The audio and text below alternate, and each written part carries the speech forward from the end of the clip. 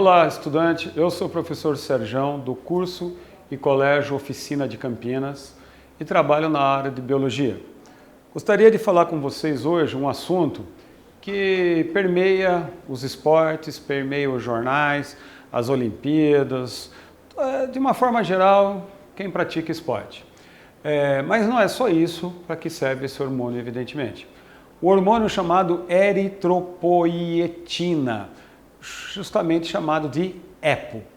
O EPO, o hormônio descoberto aí das décadas de 50 para frente, ele tem sido muito utilizado hoje até mesmo para tratamento de certas doenças inflamatórias do intestino, inflamatórias crônicas de rins e outros processos. E esse EPO é uma glicoproteína, portanto um hormônio, né, que tem uma parte proteica e uma parte dele também é açúcar. Produzido principalmente pelos nossos rins quando nós estamos, né, pós-parto, no nascimento. Então você nasce, começa a crescer, na fase já adulta também, você passa a produzir grandes quantidades desse hormônio nos nossos rins. Mas quando estávamos, né, na fase fetal, lá no interior da nossa mãe, produzimos esse hormônio lá no feto também. Então nós produzimos, quando estamos dentro da mãe, no fígado, no caso, o feto. E quando nascemos, a partir daí passamos a produzi-lo no rim. Como é que você estimula a produção da eritropoietina? Ela é estimulada de algumas formas. A principal delas, é a mais conhecida, é quando nós temos uma situação de hipóxia, isso é, baixa concentração ou baixa disponibilidade de oxigênio. Lembra, times de futebol que vão jogar lá na Bolívia, em lugares com grandes altitudes, no Equador, o que é que eles fazem quando podem? Eles vão para lá alguns dias antes, para que ocorra, evidentemente, a entrada dos jogadores nesse ambiente de pouco oxigênio, o que levará à estimulação dos fibroblastos, uma célula bastante conhecida do nosso organismo, relacionado inclusive também à produção de colágeno, na região peritubular. Então, nos túbulos contornados dos rins, a região que está em volta desse túbulo com os fibroblastos é sensibilizada pela baixa concentração de oxigênio, levando à produção da EPO. E aí, esse time de futebol chegando lá alguns dias antes, mas não pode ser 1, 2, né? É coisa aí de pelo menos uns 10 dias. Chegando lá, vão ser estimulados e passam a produzir mais o hormônio cujo nome já indica a sua função, né? Hormônio que estimula a produção de eritrócitos, portanto de glóbulos vermelhos. Numa partida de futebol, quem tem mais glóbulos vermelhos está bastante bem adaptado a correr de forma eficiente, portanto ter uma boa partida, ou qualquer outro esporte que valha dessa contração muscular e necessidade de produção de ATP a partir do oxigênio. Daí o seu uso, né, como também uma droga injetável para aumentar essa produção e aí driblar as formas de você ganhar uma medalha e tal. Mas tirando essa parte ruim aí, vamos pensar na parte boa. Na zona cortical, portanto na periferia dos nossos rins, haverá essa sensibilização dos fibroblastos e passam a secretar a EPO. E também em momentos de hemorragias, né, nas veias renais, a hemorragia que pode acontecer também leva à produção do hormônio eritropoietina. Não é só rim e fígado, existem outros órgãos, até mesmo o cérebro relacionado à produção da EPO. Mas aqui, pensando nas nossas provas no vestibular, seria uma questão bastante conhecida, os nossos rins e o fígado quando nós somos feto. Qual é a ação desse hormônio? O que ele vai fazer esse hormônio? Bom, uma das coisas que ele pode realizar é a eritropoiese. Eritropoiese, que é, na verdade, o próprio nome dele, no sentido de aumenta a produção de hemácias, de eritrócitos. Então, essa eritropoiese vai ocorrer diretamente, em geral, nesses ossos longos que nós temos, lá no seu interior. Nós encontramos a medula óssea vermelha e o eritroblastos entram em mitoses bastante exageradas, continuadas, estimuladas pela EPO e aumenta, portanto, a produção de hemácias.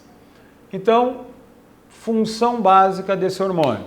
Em situações de hipóxia, portanto, falta de oxigênio na atmosfera, falta no sentido de ter uma menor concentração, você vai estimular os fibroblastos renais de algumas regiões corticais a aumentar a produção da EPO.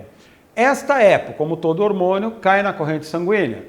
Uma vez na corrente sanguínea, uma das principais funções que a gente deve lembrar é a eritropoiese. Esse hormônio estimula a produção dos eritroblastos, células essas que vão gerar novos eritrócitos. Então, o blasto é a célula jovem, cito é a célula adulta.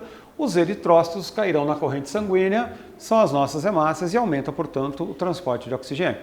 Perceba, então, que quanto mais EPO eu produzir, ou de forma exógena for injetado numa pessoa, essa pessoa exercitar-se, você vai ter um aumento disso, o que leva, evidentemente, a uma vantagem perante os outros concorrentes na produção das nossas hemácias. E contração muscular e hemácia, está tudo diretamente ligado.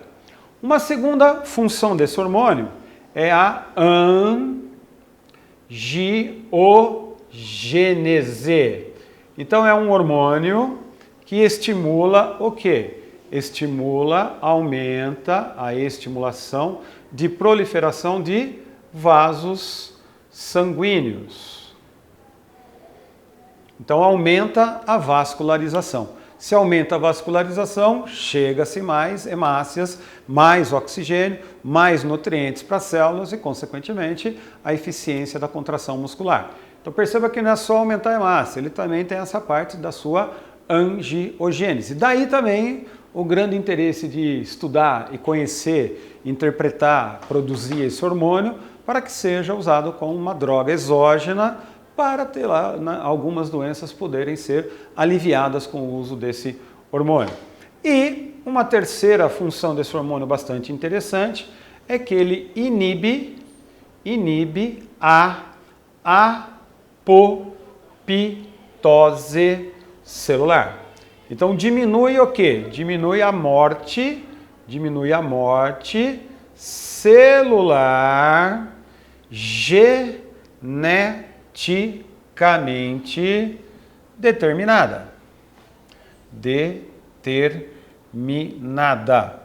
Portanto, o organismo tem que repor menos células. Tendo que repor menos células, menos erros, né, do DNA e, consequentemente, até mesmo, né, uma menor quantidade de mutações que possam existir. E também o próprio processo de ter que produzir mais células.